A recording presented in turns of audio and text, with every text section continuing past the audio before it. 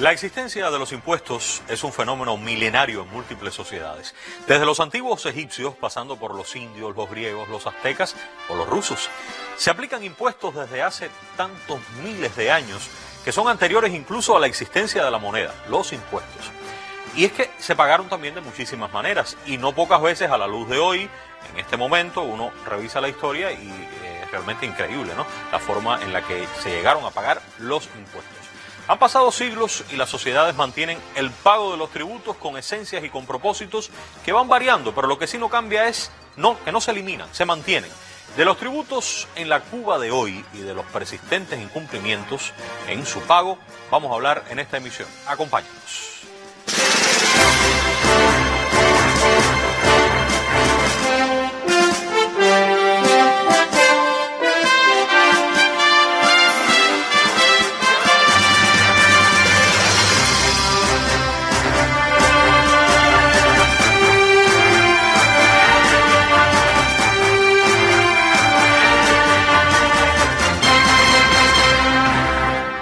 Como se va haciendo habitual, el órgano oficial del Comité Central del Partido, el periódico Granma, abre el debate de los temas. Vamos a ver qué publicaba hace algunas jornadas el periódico Granma. En Cuba existen instrumentos legales para que ningún caso de evasión fiscal quede impune. Se consideran infracciones tributarias aquellas generadas por el incumplimiento de la obligación de pago y las derivadas de incumplimiento de deberes formales, estaba diciendo Granma. Pero fíjense cómo comenzaba el artículo, y quiero remitirme a esa parte de la historia. Ninguno de los asesinatos de Al Capone recibió castigo, dice Granma. Y Elliot Ness se encargó de imputarle cargos por el delito de evasión de impuestos derivados del juego ilícito, por el que recibió una pena de 11 años de privación de libertad y una multa de $50.000. O sea que Al Capone no pagó por los asesinatos, lo agarraron precisamente por el incumplimiento de los impuestos. Vamos a hablar del tema. Está conmigo la máster en ciencias Belkis Pino Hernández, vicejefa primera de la Oficina Nacional de Administración Tributaria. Un placer que esté con nosotros, vicejefa. Muchísimas gracias por la invitación. Es la primera vez que está aquí en el programa. En Hacemos Cuba, sí. Bien. Está con nosotros el especialista José Luis Reyes Blanco, fiscal jefe de la Dirección de Procesos Penales de la Fiscalía General de la República. Fiscal de la Casa. Perdí también la cuenta de las veces que he estado aquí. Un gusto estar nuevamente contigo. Bueno, y para mí es un enorme placer recibir una compañera de estudios en algún momento de nuestras vidas, la máster en ciencias Alina Santana Cherry, magistrada del Tribunal Supremo Popular, una trinitaria de pura cepa. Bienvenida también, magistrada, a nuestro programa. Muchas gracias por la invitación. Un gusto que nos acompañe. Quiero traer algunos datos que hace poco tiempo, recientemente, entregaba la ONAD a la prensa. Vamos a compartirlo. Para entender el universo hoy del registro del contribuyente en Cuba. En Cuba hoy, 1.109.894 personas son contribuyentes. De ellas, más de 1.074.000 son personas naturales. Y 35.000, un poquito más, son personas jurídicas. En Cuba hoy tenemos en el registro del contribuyente 9.084 MIPYMES. Medianas, pequeñas, micro, medianas y pequeñas empresas, 9.084 MIPYMES y 527.258 trabajadores por cuenta propia. Este es el universo desde la perspectiva, repito, del registro del contribuyente.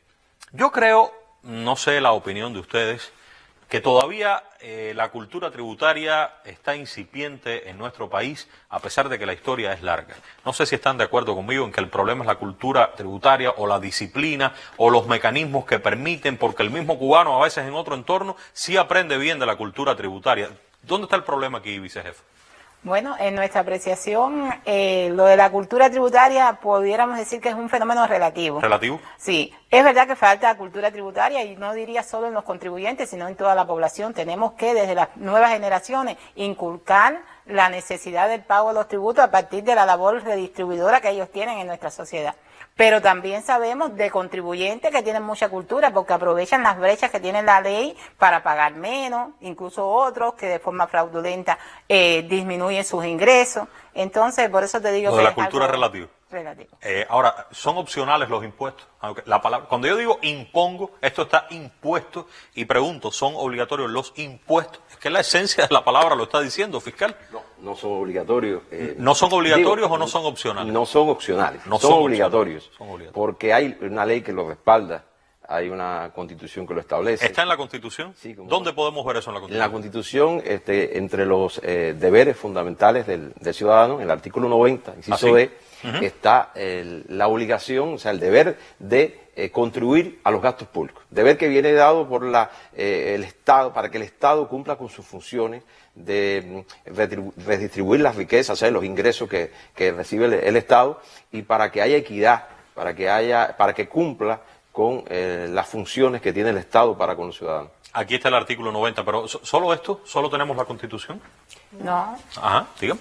Bueno, también desde la ley tributaria, la ley 113 del sistema tributario, se establece en su artículo 2 la generalidad del pago de los tributos para las personas jurídicas y personas naturales. Y en el artículo 7 se dice también de la obligación de pagar los tributos para estas personas. Aquí los tenemos, o sea que tenemos la Constitución, pero está la ley tributaria, aquí ley del sistema tributario, ley 113, aquí algunas ideas, pero tenemos también un decreto que viene a ser el reglamento. El reglamento para los infractores que no cumplen con estas obligaciones. Magistrada, ¿iba a apuntar usted? Además de esto se suman otros mecanismos de control y las conductas más relevantes que se deriven de los incumplimientos del pago de los impuestos, pues también tienen una trascendencia al derecho penal, donde se regulan las modalidades o las conductas que pueden ser constitutivas del delito de evasión fiscal. Bueno, estamos ya en el punto en el que entendemos que hay una regulación en Cuba. Esto no está en cero en lo absoluto. Aquí estamos hablando de personas naturales, o sea, de nosotros, y también de personas jurídicas.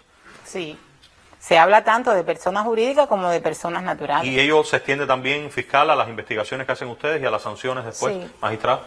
Perfectamente, o sea, el contribuyente, que puede ser una persona natural o puede ser una persona jurídica, puede incurrir en conductas evasoras y como al caer en este tipo de conductas puede ser tanto sancionado desde el punto de vista administrativo por parte del órgano de la administración tributaria como ser objeto de un proceso penal. Magistrado.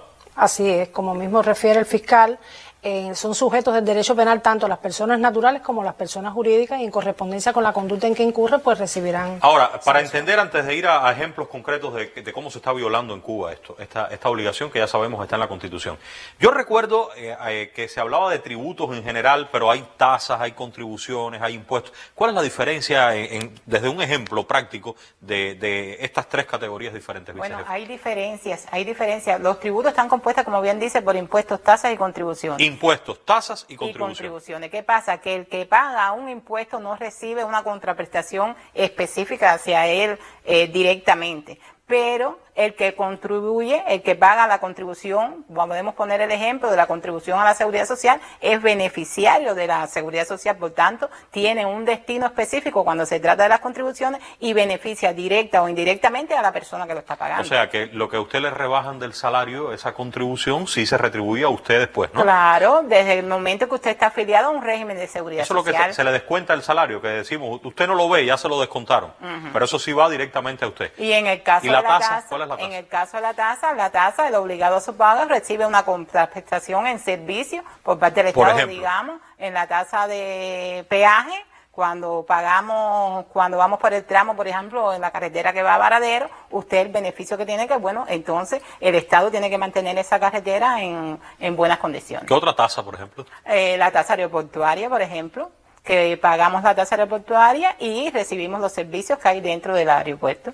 Ahora, usted dice que el impuesto se paga, pero no tiene una retribución directa. Directa yo entiendo, porque está claro que el impuesto es para redistribuir eso que se recauda. Lo que pasa es que porque usted pague más impuestos no va a tener una educación de más calidad o una salud de más calidad usted, porque pagó más. Ese es el sentido, Ese porque es es el para sentido. todo el mundo. Estamos hablando de que no tiene una contraprestación específica en el momento a la persona que lo está pagando. Yo porque pagué este impuesto no tengo una contraprestación Sí, específica yo hacia mí. exijo más del Estado porque yo pago más impuestos. Pero Eso en no es así. sentido general los impuestos, bueno, se redistribuyen a través de la ley del presupuesto y con esos ingresos que entran por los impuestos, entonces el Estado sufraga todos los gastos sociales del pueblo, ¿no? ¿Quiénes son los jefes de esto de los impuestos en Cuba? ¿Son ustedes en la Bueno, la máxima autoridad en política fiscal es el ministro de Finanzas y Precios. La ONAC es la oficina que ejecuta y que tiene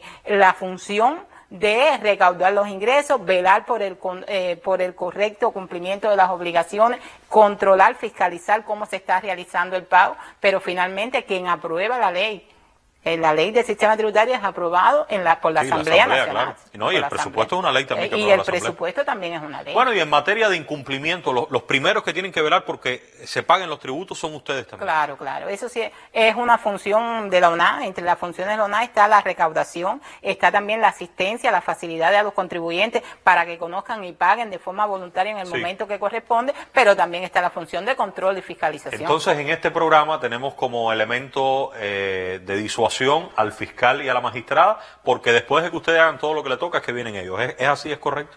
Sí. Bien, entonces, ¿ustedes están de acuerdo en darle más protagonismo a la ONAD como el organismo que le toca esto, Correcto. vamos a decir, por la libreta? O sea, a ustedes les corresponde directamente. El control. Vamos a hablar de la declaración jurada, tan conocida, tan famosa. ¿Qué es la declaración jurada? ¿Cuál es el objetivo de la declaración jurada? Y tengo una pregunta inmediatamente después de que usted me explique qué es la declaración jurada. La declaración jurada es el modelo que se establece para que el contribuyente, sea persona natural o persona jurídica, ya sea el impuesto sobre ingresos personales o el impuesto sobre utilidades o los dividendos, en el caso de los socios de las MIPYME, declaren y liquiden el ejercicio fiscal que concluye. Ahí está. Artículo 5 de la Ley 113 del Sistema Tributario. Y donde, lógicamente, a través de ese modelo, el contribuyente está transparentando cuáles fueron sus ingresos del año y está, fíjese que se llama declaración jurada. Estoy jurando que Ahí esos está. datos que estoy poniendo ahí son los reales que yo obtuve en ese ejercicio Sí, fiscal. pero la persona pone lo que quiere. Es su declaración, nadie la obliga o nadie está revisando lo que pone. Yo pongo lo que quiero poner, es mi declaración. Es así. Claro, la persona declara, pero tiene que declarar en correspondencia con la realidad y con su capacidad, porque la ANAL luego tiene que fiscalizar esas declaraciones juradas y cuando se revise y se identifique que ha dejado de poner la verdad. poner todos Sí. los ingresos que obtuvo, pues entonces puede ser sancionado por eso. Ahí está, Incluso- ahí está la advertencia, declaro bajo juramento la veracidad de los datos consignados en la presente. Eso está dentro de los modelos. Exacto, está incluso encima de donde tiene que poner la firma. La firma va exactamente en ese lugar. Se producen consecuencias jurídicas, fiscal, magistrada, si uno no pone ahí lo que es, uno no pone la verdad. Sí, sí, sí. Es una declaración, fíjese que dice declaración jurada, tiene un apellido, tiene una designación. No es la mera expresión digamos, contar o informar a un funcionario de un hecho económico. Es el compromiso de decir la verdad, de que esté respaldado con toda la información que requiere el órgano tributario para hacer sus cálculos, para hacer sus análisis.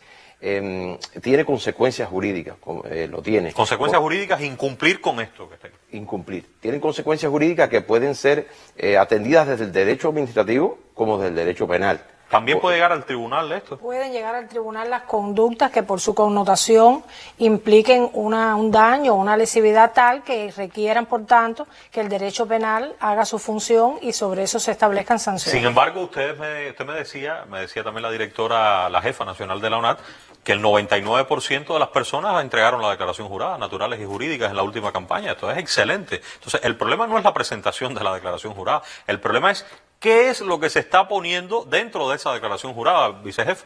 Yo creo que aquí tenemos que decir dos cosas. Sí. Primero es el deber formal que tiene la persona de presentar la declaración jurada, que aunque alcanzamos el 99%, tenemos que decir que ese 99% también está dado por todas las acciones que se hicieron de conjunto con los diferentes Sí, factores. sí, que el 99% no lo presentó así, a No, ver, voy a presentar. Ustedes exactamente, empujaron un poco eso exactamente. bastante. Exactamente. Y luego, bueno, tenemos nosotros que accionar sobre los que no presentaron la declaración jurada y exigir que la presenten. Sobre Y los también- que no presentan, ustedes pueden incidir, hay medidas en esta Sí, legislación. el decreto 308 establece las sanciones para los que no presentan la declaración ¿Qué jurada. sanciones pueden ser? En el caso de las personas naturales tienen multas hasta 5.000 pesos, en el caso de las personas jurídicas hasta 10.000 pesos y además de eso se aplican otras sanciones, otras medidas accesorias como es por ejemplo el embargo preventivo de las cuentas bancarias, las regulaciones migratorias.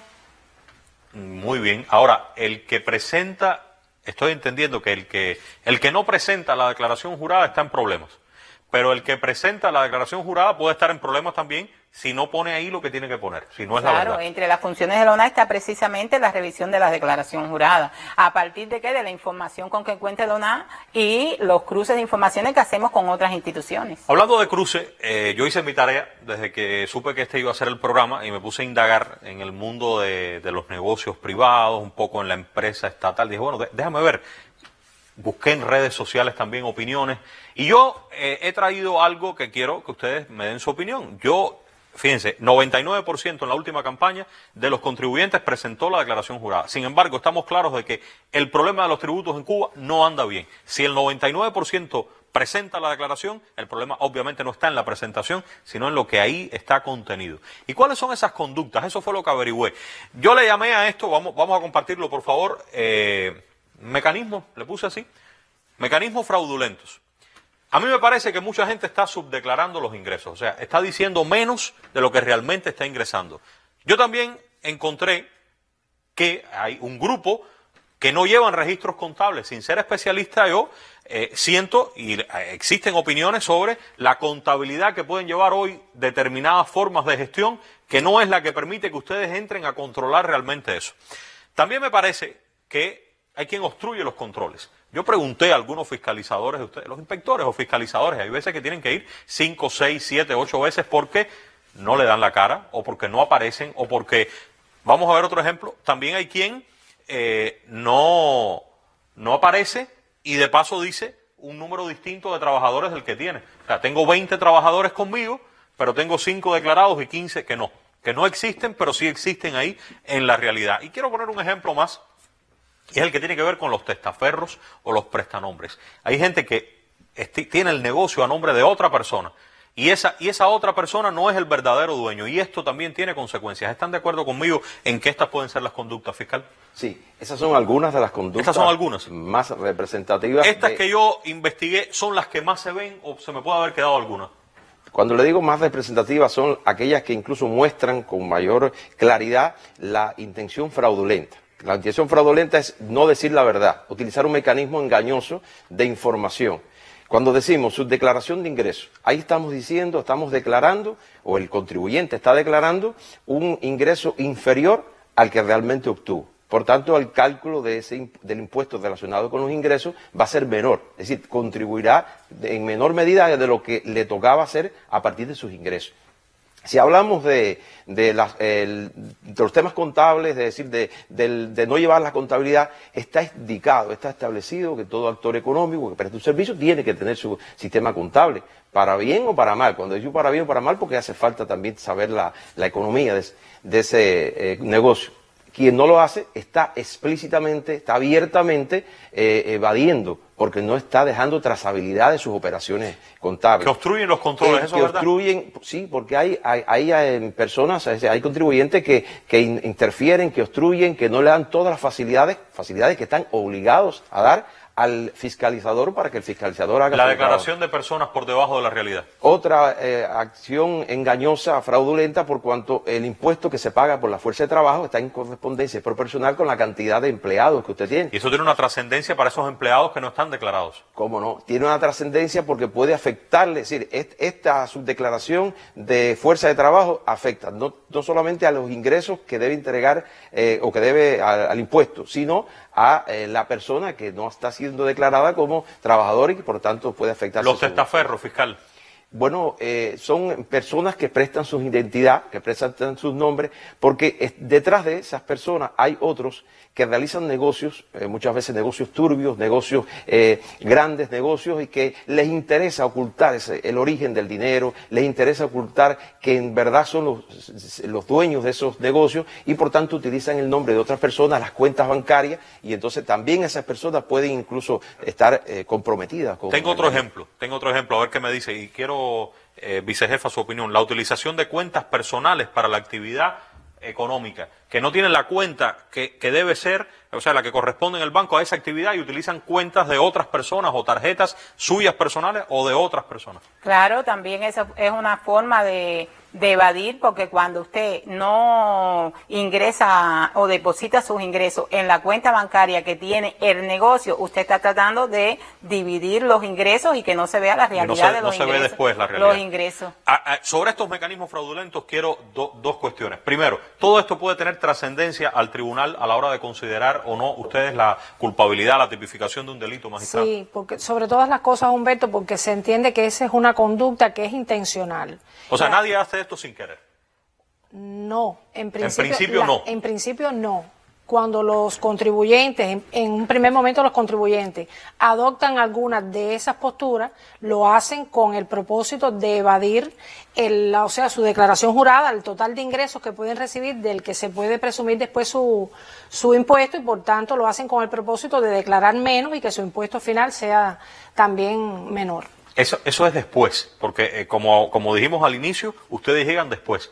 Pero antes de llegar a la Fiscalía, al Tribunal, ¿cuánto pueden hacer ustedes, la ONAT, vicejefa, cuando ven todos estos mecanismos? Bueno, en el caso de la ONAT nosotros hacemos acciones de control. Hasta el cierre de mayo, Humbertico, te puedo decir que nosotros hemos determinado más de 819 millones de pesos de deuda precisamente. Venga, por favor, por y me lo puede ilustrar un poco mejor. Bueno, yo le puedo decir, por ejemplo, en la subdeclaración de ingresos, no solo desde el punto de vista de la declaración jurada, sino también de las acciones que hacemos. Nosotros hacemos acciones para revisar si los pagos que están haciendo los contribuyentes se corresponden con su verdadera capacidad económica, y por ejemplo cuando cruzamos información de banco, por ejemplo, aparecen pagos a privado, que es como le llamamos nosotros, y sin embargo cuando lo tiramos con lo que se está pagando por el 10% de las ventas, por ejemplo, el valor es inferior. Por tanto, ahí hacemos determinación por lo dejado de aportar. También hemos visto, por ejemplo, ahora mismo cuando hablábamos de la declaración jurada, concluimos la declaración jurada de utilidad con 34 misos, pero no obstante a ello nos dimos la tarea de revisar un grupo de MIPYME, más de 600 MIPYME, alrededor de 608 MIPYME, que declaran tener pérdida. Y cuando fuimos a revisar esas declaraciones juradas en el proceso en el que nos encontramos ahora, nos hemos encontrado, por ejemplo, declaraciones juradas que tienen que en la contabilidad, cuando le pedimos su contabilidad, que es la base para hacer la declaración jurada de las utilidades, por ejemplo, no tienen todos los documentos primarios que sustentan lo que está contabilizado, los asientos contables. O encontramos, por ejemplo, MIPYMES que han tenido importaciones y que no se reflejan todos esos valores en la declaración Antes jurada. de llegar a la Fiscalía y al Tribunal, ¿qué medidas qué medidas le permite la ley tributaria a ustedes y el decreto de esa ley, el reglamento de esa ley, adoptar ustedes con estas personas naturales o jurídicas? Bueno, primeramente, como te decía, lo que hacemos es determinar la deuda tributaria, que hasta el cierre de mayo te decía ya que son más de 819 millones. Pero también tomamos otra medida como es, hasta el momento hay 323 retiros temporales de autorización para ejercer la actividad. Han retirado 323 autorizaciones. Eso de conjunto, eso la ONAT tiene que informar en este caso al Ministerio del Trabajo de estas decisiones. 1.150 cierres temporales y definitivos de los establecimientos, 2.247 embargos de cuentas bancarias. Esta es una de las medidas que más hemos tomado con las personas que no presentaron la declaración jurada de embarga la ingresos cuenta personales, bancaria. de forma preventiva para poder nosotros cobrar los adeudos que hay con el presupuesto. Regulaciones migratorias. Las regulaciones migratorias, esta es otra medida que también estamos adoptando, 8.764 regulaciones migratorias. Personas que no pueden salir del país porque tienen deudas. Porque tienen deuda con el presupuesto del Estado. Pero fíjense qué cifra, esas 8.764 personas deben 1.287 millones de pesos. Millones de pesos. Eso es una deuda determinada por la propia ONAT a partir de sus acciones. Ahora, el contribuyente un grupo de y alguno por de ellos que pagó. Sí. ¿Ese grupo que pagó, le retiraron la medida entonces? Sí, se desregula el momento. Bueno, si no está en otro proceso. Si no hay otro proceso. Claro, Porque claro. si no entran ustedes, fiscal. Sí. ¿Todo esto es posible? Sí, o al mismo tiempo de un proceso penal que ya está en curso. Sí, ya ahorita hablábamos de los mecanismos fraudulentos. Siempre que exista delito, se inicia proceso penal. A partir de la instancia de la organización tributaria, es decir, de la Oficina Nacional de Administración Tributaria, formula la denuncia el funcionario encargado y se inicia el proceso penal. Ahí en el proceso penal ya se está expenso a que se le imponga cualquiera de las medidas cautelares previstas en la ley, y incluso una de las medidas cautelares está la de prohibición de salida del territorio nacional. Ahora, el delito de evasión fiscal, o sea, cuando ya se han aplicado estas medidas, pero la situación es más grave, ¿cuál es la medida para determinar si esto es lo que va a pasar con la persona o si va a la fiscalía y después al tribunal? ¿Es la cantidad de dinero que se debe? ¿Cuál es la medida aquí? No, mira, la ley tributaria tiene la posibilidad en el artículo 436 de que se establezca la denuncia por la autoridad tributaria cuando advierte de la evaluación que hace del asunto que está analizando, que hay mecanismos de evasión, o sea, mecanismos fraudulentos que pueden ser constitutivos del delito de evasión fiscal. Y a la par que se haga la investigación por parte de la ONA o la fiscalización que hace la ONA, también se puede establecer la denuncia penal y comenzar entonces un proceso de instrucción en el que las personas pasarían además a la condición de imputados y por tanto se toman otras medidas también dentro del proceso penal como tal. Vamos a hablar del delito propiamente, de la manera en la que está configurado el delito en el Código Penal.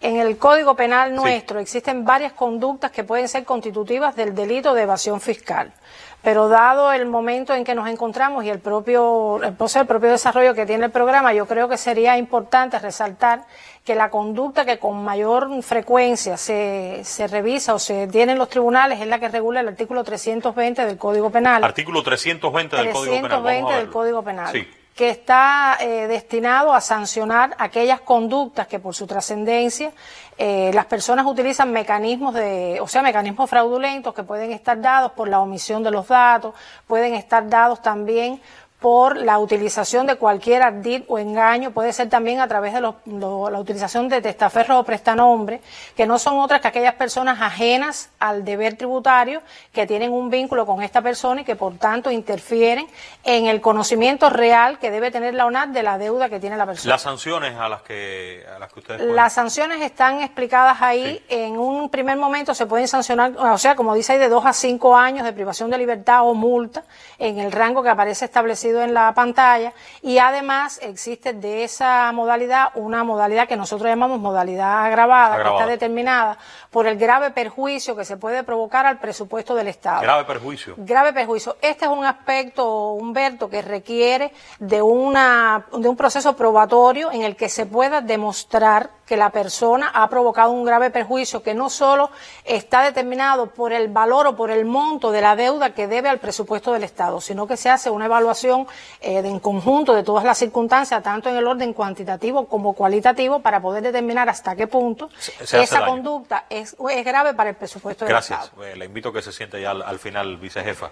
¿Quién es el responsable en Cuba de la educación y de la cultura tributaria? ¿Son ustedes? Bueno, la cultura tributaria, incluso hay un lineamiento que expone el fomento de la necesidad del fomento de la cultura tributaria, y le corresponde a la ONAC, en este caso, llevar a cabo medidas para ello. Pero es algo que debemos trabajar de conjunto con otras instituciones, porque no se trata de cultura tributaria solo para los contribuyentes, hay que fomentar la cultura tributaria desde las nuevas generaciones. Ahí es necesario que se vinculen otros organismos, como por ejemplo educación, el propio ICRT para la divulgación, estas cuestiones que hacemos, porque se trata no solo de que las personas paguen y imponer las multas o las sanciones cuando correspondan, sí, sino de fomentar acciones que permitan que cumplan en el término voluntario, en las cuantías que corresponden, todo lo que deben pagar en este caso. Bueno, aquí seguimos mostrando otros artículos que yo creo que en el programa de radio, estaremos en Radio Rebelde, recuerden, el próximo miércoles podemos ampliar, tenemos muchas ideas aquí que quedan sobre la mesa. Voy a comentar algunas que estarán, repito, la semana que viene, 7-10 minutos de la mañana en Haciendo Radio de Radio Rebelde. El que ingresa más es el que más paga, ¿eso es verdad? Sí. Y eso no desestimula el desarrollo. Eso no desestimula al que trabaja más. Si tiene que pagar más impuestos, diga, bueno, ya, hasta aquí llego. Yo considero que no. ¿Que no? Es un principio de los sistemas tributarios, el principio de equidad. Siempre pagará más quien tenga mayor capacidad económica. Y el principio está asociado también a poder, pudiéramos decir, que las personas que tengan menos ingresos tengan que pagar menos. Y también está asociado al principio de redistribución. Las cuantías de los impuestos hoy son abusivas. O sea, ¿va a la quiebra el negocio por la cantidad de dinero yo, que tiene? considero que no, porque incluso los impuestos se pagan por tipos porcentuales. Por tanto, usted paga 1% en correspondencia con el ingreso que usted tuvo o con la ganancia que usted obtuvo. Si no lo obtuvo, el porciento será menor. Y en la medida que gane mayor ganancia, entonces aportará un poco más, pero siempre sobre 1%. ¿Qué usted cree, para los tres, y ya ahora sí cierro, se me acabó el tiempo, de la transparencia que debe tener en este país el ejercicio o la utilización del dinero que se obtiene de los tributos? ¿Qué creen ustedes, fiscal? Sí, a partir de la ley del presupuesto que todos los años se aprueba, donde queda claramente definido los ingresos, los gastos, las ubicaciones, o sea, la utilización que se va a dar a ese presupuesto, partiendo también del control popular, o sea, la posibilidad que tienen los ciudadanos de conocer la utilización de ese presupuesto, incluso de las contribuciones que existe, que es la contribución del 1% al territorio, de la manera en que cada actor económico de su territorio puede contribuir al desarrollo, a las inversiones de determinados servicios, de determinada actividad productiva. ¿Algún apunte final, magistrado? No, sobre la base de eso también, desde el punto de vista del derecho penal, se establecen posibilidades al tribunal en el caso de las personas que hayan pagado el impuesto, o sea, su deuda con la administración tributaria. Hay una posibilidad en la adecuación de la sanción. En algunos casos, siempre que no existan mecanismos fraudulentos, se puede archivar las actuaciones, o sea, no tiene una trascendencia. Sí. Y en otro caso también se pueden rebajar libremente los marcos penales para que se adecue mejor la sanción. Y además es importante saber, Humberto, que en el caso de las personas que no han pagado su deuda tributaria cuando ha correspondido, pues también se les impone la responsabilidad civil correspondiente y deben, durante el cumplimiento de la sanción, efectuar el pago de esta deuda. Yo creo que en este tema, vicejefa, si ustedes andan por los caminos que establece la Constitución, la ley, el decreto y el resto de las normas, si ustedes andan por los caminos apropiados, a la Fiscalía y al Tribunal solo llegará lo mínimo. Porque ustedes tienen una función aquí muy específica y tienen una tarea muy concreta sobre la que queda muchísimo por decir. Yo creo que este acercamiento de hoy es apenas un primer asomo al asunto. Yo insisto, el próximo miércoles vamos a regresar con el tema. Ellos van a estar los tres en Radio Rebelde y voy a preguntarles de otro grupo de tópicos y de todo lo que usted considere que puede ser importante en estos días, lo envía a nosotros. De acuerdo a la ley tributaria, los tributos, además de ser medios para recaudar ingresos, estoy compartiendo al final algunas anotaciones que he venido haciendo en estos días, creo que constituyen, y así lo dice la ley, instrumentos de la política económica general y responden a las exigencias del desarrollo económico y social del país. Si eso es así, a mí me parece que en esta situación económica, en la actual, lo que corresponde de inmediato es que se ordene en Cuba el pago de los tributos. Que los órganos que tienen funciones específicas, comenzando por la ONAT, cumplan esas funciones, perfeccionen sus estructuras si es eso lo que hace falta. Que los inspectores, o ustedes le llaman fiscalizadores, los jefes, los responsables, tengan también mejores salarios, tengan mejor atención integral, y tengan también más moral y más probidad para poder exigir en cada lugar lo que corresponde y que no entren en compadreo con ninguna de estas situaciones que aquí vimos. Porque ellos son los que van a exigir a estos actores, a estas personas naturales y jurídicas, ese dinero que se revierte en el bienestar de cada uno de nosotros después. Y de nosotros queda aumentar la cultura tributaria. Queda también de nosotros y del Estado realizar mejores y más eficaces acciones que reflejen la transparencia en el uso y en el control, en la redistribución de todo eso que se recauda y hacerlo desde la base, que esto sea desde el municipio, la provincia, el país, que se sepa dónde va, cómo se revierte esto en la vida de cada uno de nosotros. Y que si no se cumple, si usted no cumple su obligación, habrá consecuencias. Y esas consecuencias tendrán, en primer lugar, un actuar de la ONAT, vendrá la Fiscalía y también vendrá el Tribunal. Y todos debemos hacer cumplir la ley. Por el momento, hacemos la pausa, pero regresamos en 7 días a Radio Rebelde. Gracias a todos.